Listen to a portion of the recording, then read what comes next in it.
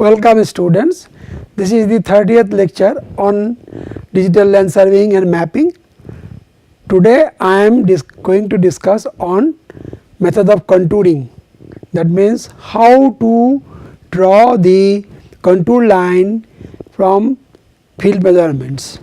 So this class will be consisting of this topic, that means to introduce what is contouring and what to do, how to do, then fundamentals, then contour plotting, automated contouring, because it is a digital land surveying and mapping. So we will like to have everything to be done digitally. So I like to discuss at length how to go automatic contouring. However, the automatic method of contouring that the software does basically based on whatever we do manually. So we need to know a little bit about the fundamentals. So I will be discussing this thing. Now contours, as I had told in the last class, are the lines which defines or which is taken or drawn joining points of equal elevation. Now these contours generally we do get from the spot heights of different points which has been already plotted. That means planimetric position of the points has been plotted in the map, and those points are associated with some heights, and then from those heights, which is called spot heights of the points, we do go for contouring, that means drawing lines of having the same elevation. And since the spot heights of points for contouring needs the planimetric localization as well as height, that means all the 3 dimension. So total station expected to be the best instrument to go for contouring. So because total station provides spot heights in 3D in a single go. Now in order, because we want to draw the contours to represent the relief of the topography or the undulations or the change or variations of the topography, we need to have as many spot levels as possible, so that the more number of spot heights on the surface of the earth, the better will be, or accurately we will be able to derive the contours. However, the spot heights individually does not represent any particular contour. So we need to find out some method to find out the contour having some particular value or contours at specified intervals. So that is what we are talking on here. So drawing lines at some particular elevations all throughout is what is called contouring, and as I already told that contouring needs planimetric position of the points associated with its height, and from but now planimetric position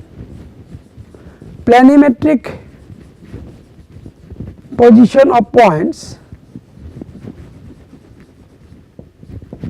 of spot heights as well as height or elevation of points or spot heights, spot height points. So for these purposes, planimetric position, to define the planimetric position, of spot height, we need some horizontal control point, in the map or in the area for which we want to go for the contouring, as well as for the to define the elevation or height also we need vertical control point. So contouring needs the horizontal control point, as well as vertical control point. Now the concept of this control points as separate, that is of old concept. Nowadays we can have the control point in a single go, like using GPS. So GPS provides us a 3D control point. So and we will like to go for GPS based 3D control point to be established in our project site, and that control point we will make use for our defining the planimetric position as well as height or elevation. So with this we will proceed forward. Now contouring methods, generally we do go for contouring by indirect method. That means we will find out the spot heights as many number of points as possible or as feasible, or many other criteria on which we do, and then from those spot heights having the specific planimetric location and height with respect to control point, we will go for drawing the contour lines by joining the points and interpolating in between. So method of interpolation, which really we make use to find out the height points of specific height, points having specified height. Points having a specified height, we do find out in between spot levels. Suppose this is 110.565 meter and this is 112.050 meter.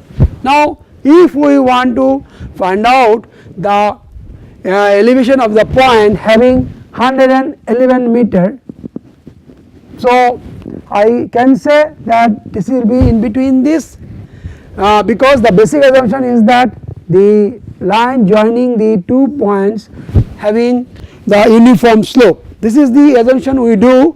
So now for this much of distance, suppose this distance is 10 centimeter, the difference in elevation is about 110.565 to 112. So we can find out where approximately it will be the location, the elevation will be 111 meter.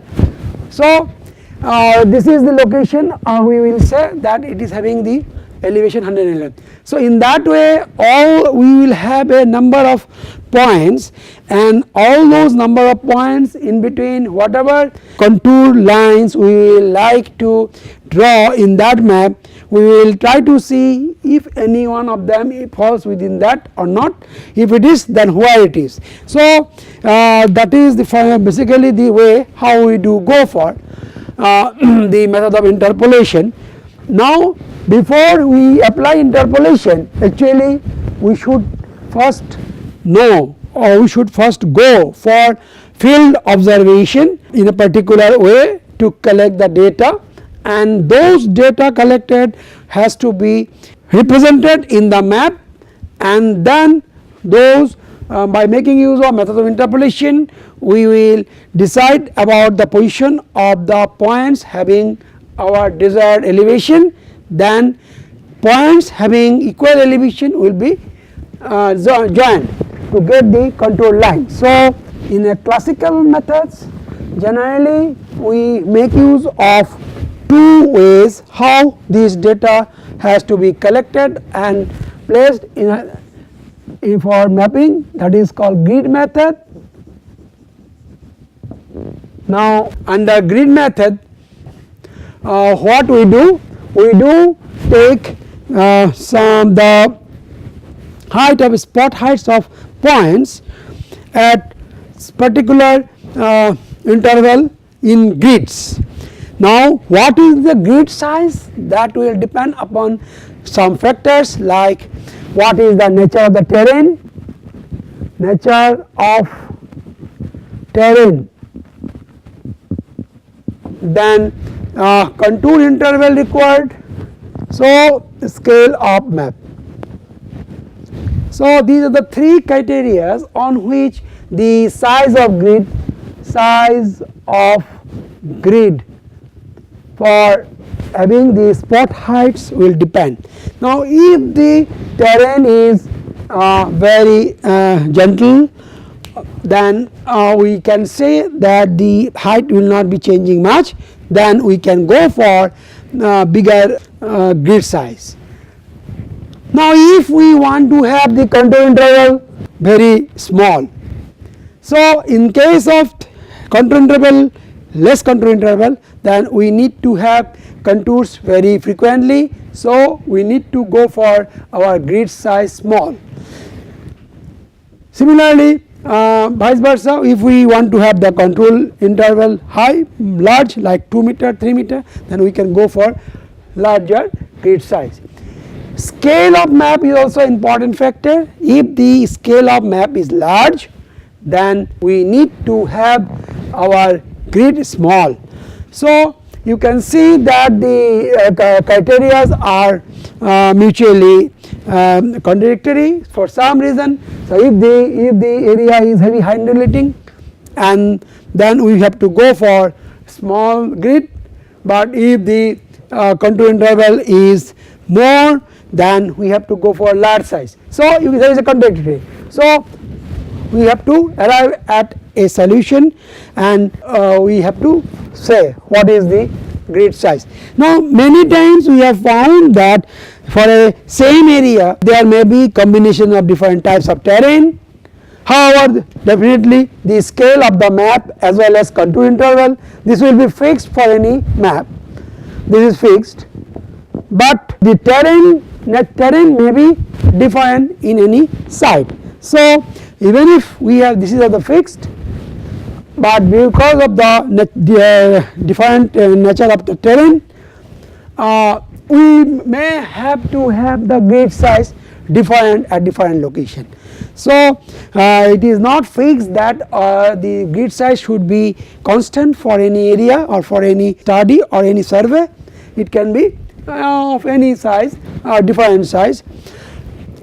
This is the most important thing about the grid, and then once as per the grid whatever we have decided for the particular area, we have to go for some regular geometric figure, maybe square in shape, maybe triangular in shape, and or polygon in shape, and at the apex of those geometrical figures we do consider the heights of the points, and we do determine the 3D location using the total station, 3D coordinates of those, and then those points can be plotted on the paper using the horizontal using the 3D control point, and we will get the spot heights, and from there by method of interpolation we can go for contouring. Now one thing has to be important, because as the grid will not be always present, grid apex may not be always present in some salient objects, maybe there are some very high points, there may be some low points. So definitely we like to have our spot levels at the highest point, lowest point, there may be some streams, there may be some other important feature which we may like to have, whose elevation we like to have, but the grid point may not be there. So in those cases special points, so those special locations we have to take care to find out the spot levels. Now here you can see here I had shown you one sample, that now this is the control point, that may be both horizontal and vertical control point, 3D control point, and the square grids we have taken here, and the elevation of all these spot corners of the grid we have taken elevation, and then using those elevations we have interpolated like 849, 848, but we need to have 850, so 849, 854. So here the 2 meter is the contour interval, so from 49 to 54, 850, 852, 854, 3 contours we are getting at this side. Now 854 to 859, 56, 58, 2 contour point like that. We have to see what is the value in between, what are the contours we want to have, that we have to identify, and that location we can get. And looking into the area, we will be having this is the, because this is a line, this is the ridge line, so we know that characteristics of ridge line is that it will be, now you can see our ridge, the ridge is increasing that side, and in the last class we have told that along the ridge line there will be inverted U-shaped contours and with the apex along the contour line. So this is the, in that way we can draw this thing. So all those characteristic knowledge we should have along with the interpolation. Interpolation provides us the location, and our knowledge about the characteristics of the contours has to be applied. We have to see the field and then we have to draw the contour lines. So that is all about the grid method. And another method is the radial method. In the radial method, what we do take a central station and we do take lines in radial in nature from the station, and we do take spot levels at certain distances and like this, and since all these 3D location and height is known, then we do plot it and we can get the contours by method of interpolation as it is done for our grid method.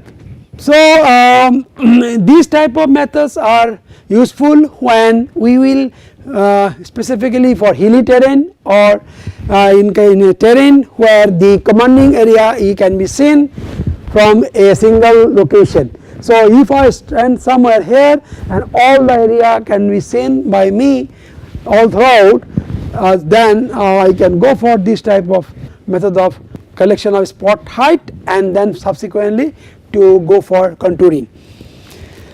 Now, so after we get the spot heights as it is shown here, then we will draw these location in the map and then we will write down the spot heights, and then we will see what is the minimum elevation, what is the maximum elevation, and also we will be getting what is the contour interval at which we will like to go for our contouring.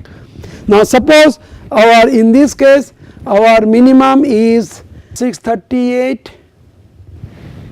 yes 638 is the minimum, and our maximum value is 5662. So 638 is the minimum value, 638 is the minimum value, 638.2, and 662.6 is the minimum value, maximum value of the elevation. And it has been decided that we will be going for contours at 2 meter interval. So we can go for 640 as the minimum contour value and then 662 as the maximum contour value. So 640, 642, 46, 48, 50, then 652, 654, 656, 658, 660, 662. So these are the elevation which we have to interpolate in between. So now you can see 666 and 658. So in between that we get 660, 662. So these are the two value we can get, and then between these two we have interpolated based on the distance. The assumption is that the elevation from here to here it is uniform slope. Now for this much of distance, if the difference in elevation is this minus this, then what will be the difference in elevation between 660 and this? So this much of distance. In that way we do find out the location of the desired elevation, and now 1.660 here, 1.660 here, 1 point is like this, then we do join it as per the shape of the topography in the field. So this is the way why we got, and we should remember that contours are shown by brown color, and every fifth contours are to be drawn with more prominency, that means thick layer, and in the contour when we will draw the contours in between somewhere we have to give the value of the contours like 660. So this is the minimum thing, then only we will be able to know what is the contour value and what are the contour value available in the map. And now actually in case of digital land surveying and mapping, we will not go for contouring by manual way, because manual way of contouring provides us very good result provided the person who will be doing the contouring is efficient to do, as well as he has enough knowledge information, but it is a very tedious process and also time consuming process, and there are many other hindrances that we face when we go for our manual method of contouring. So nowadays we will like to go for automated contouring. Now as we know, all automation we do make use of some software and we make use of computer. Now nowadays we do go for contouring by through automation, that means we can make use of a software in a computer to draw the contour lines. Now in doing that, what we need to do, we have to first prepare the data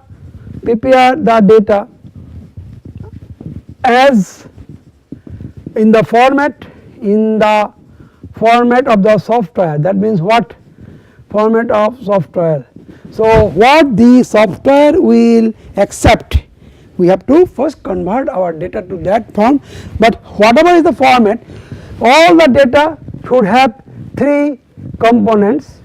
The first two component x, y is the planimetric position of the point and the z is the height. This is the planimetric position of the, and this is the height. So as per our requirement of reference system, we have to convert our location and height in this format, and then this data we do fed into the software, and software provides the contour lines. But how this data has to be, there are different ways how these data has to be collected and submitted. So one of the ways is that grid method, already I have discussed. Similar to that, we can take the data in grid format, that means grid data, and then we can feed it and we can get the contour. But in case of grid data, that array computer interpolates between points along grid lines to locate contour line, then draw contour lines, but it has the disadvantage that whenever, as I told you, the grid points or grid corners may not be always present at the location which are of importance, like very high height or change in slope, or there is some depression. So then the output of the computer, output of the automated contour will be mistaken, because as a human being actually we can do some manipulation to attribute those features, but computer will not be able to do. So grid method is not that successful. Generally we go for irregular method. Irregular method where the data, we have to collect data in a very efficient way. We should collect data in a very systematic way. First, we should collect data. For automatic contouring, field points must be selected carefully. How? In order of planimetric feature, then break lines, then significant controlling points of elevation and sufficient grade points. So, automated contouring needs very controlled and very efficient collection of data, because computer has no knowledge or information, only it will do it mechanically. So, all the data should be such that the final put from the computer really represents the terrain for which we want to go for our contouring. So, this is very important, that the data collected in order of planimetric features. Then break lines. Now, what is break line? Break lines are the linear topographic features that delineate the intersections of two surfaces that have uniform slopes, and thus defines the change in grade. This is the important thing. Now, like streams, lake shores, roads, railway lines, these are the examples of break lines. So, these break lines we should take care, and we should tell them that yes, these are the break lines. So, what the software will do, they will take those break lines as the basis for its further analysis. Another thing, what automated contouring do, actually under automated contouring, they go for development of tin. So, tin is the basis for automated contouring, triangulated irregular network. So, what is that? Actually, it is the we will have so many spot levels. So, what it will do? It will form some regular shaped triangles. Now, how these triangles will be formed? There are different modules available, different options available. As a user, we may give some option to form the triangle the way we want. One of the option is that like equilateral network. This is the basis for automated mapping, that they will go for tin, and then there are two assumptions it does. It assumes that the sides of the triangles are uniform slope, and the plane of the triangles are plane in shape. So, the surface of the triangles are planar in shape, and the sides of the triangles are have constant slope. So, triangle sides have constant slope, and surface area of the triangle is a plane. So, under these assumptions it will do, and whenever we will define the break lines, and they will try to form the break these sides, the software will try to form the tin triangles along the break lines. So, with this they go for interpolation method of contouring. Again the value of this is known. So, computer will interpolate the value of the contours, value of the elevations, which through which we will like to have the contours, and once it is done, then they will join the line and make the contours. So, automated contouring is good, provided we do give the sufficient amount of data and sensible data. With this, I will like to conclude today's class, having the summary that contours are obtained from spot heights. However, we need to have sufficient number of spot heights to represent the ground surface accurately on a plane, and this method of locating of contours in a planar map is known as contouring. And from the spot heights, the elevation of the desired contours are interpolated in between spot levels or spot heights. Contour lines are drawn by joining points of equal elevation. At present, nowadays, contouring may also be done automatically using computer, but for automated contouring, features to be collected in groups to avoid missing of data. So, with this I will like to conclude today's class, and next class I will be talking on more on fundamentals of mapping. Thank you.